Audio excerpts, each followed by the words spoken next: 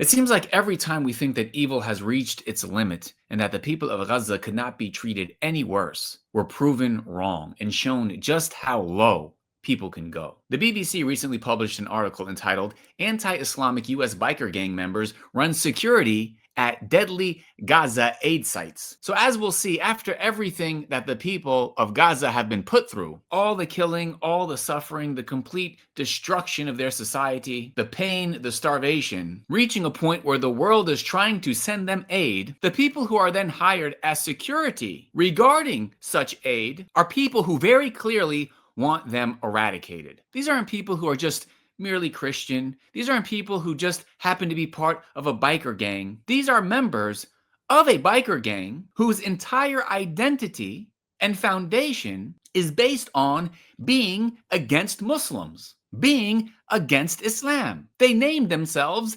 infidels. The article says the firm guarding sites where aid is distributed in Gaza has been using members of a US biker gang with a history of hostility to Islam to run its armed security, a BBC investigation has found. BBC News has confirmed the identities of 10 members of the Infidels Motorcycle Club working in Gaza for UG Solutions, a private contractor providing security at Gaza Humanitarian Foundation sites where hundreds of civilians seeking food have been killed in scenes of chaos and gunfire. So I don't know how more on the nose something could be. There are countless comparisons that we can make. For example, this is like hiring a wolf to protect sheep. This is like hiring a fox to be security for the chicken coop. We can reveal that 7 members of the gang are in senior positions overseeing sites at the controversial aid operation backed by Israel and US President Donald Trump. UG Solutions defended its employees' qualifications for the job, saying it does not screen people out for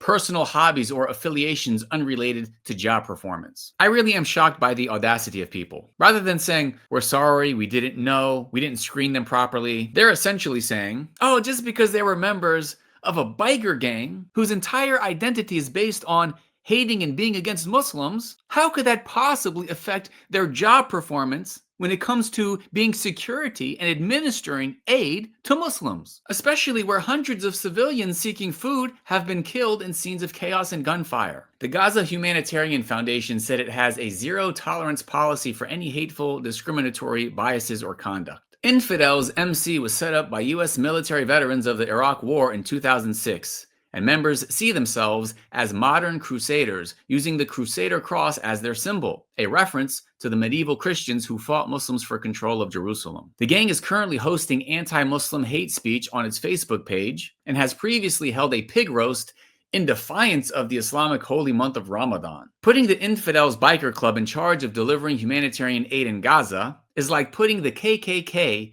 in charge of delivering humanitarian aid in Sudan. It makes no sense whatsoever. It's bound to lead to violence, and that's exactly what we've seen happen in Gaza. The gang's leader, Johnny Taz Mulford, is a former sergeant in the U.S. Army who was punished for conspiracy to commit bribery, theft, and making false statements to military authorities. He is now the country team leader running UG Solutions contract in Gaza. So this is what's happening in the world right now. And as we can see, people, by and large, don't even care. It's very clear many people don't see the Palestinians as human beings. They don't see Muslims as human beings, because when somebody that they do consider to be a human being is killed, is assassinated, we see the emotion. We see how much they care, how much it hurts them, how much it bothers them. Yet when thousands upon thousands upon thousands of innocent Muslims are killed, when they are blatantly, shamelessly oppressed in the worst of ways, it means nothing to them. We ask that Allah save the oppressed from their oppressors, and that Allah deliver justice to the oppressors. سبحانك اللهم وبحمدك أشهد أن لا إله إلا أنت أستغفرك وأتوب إليك. السلام عليكم ورحمة الله وبركاته.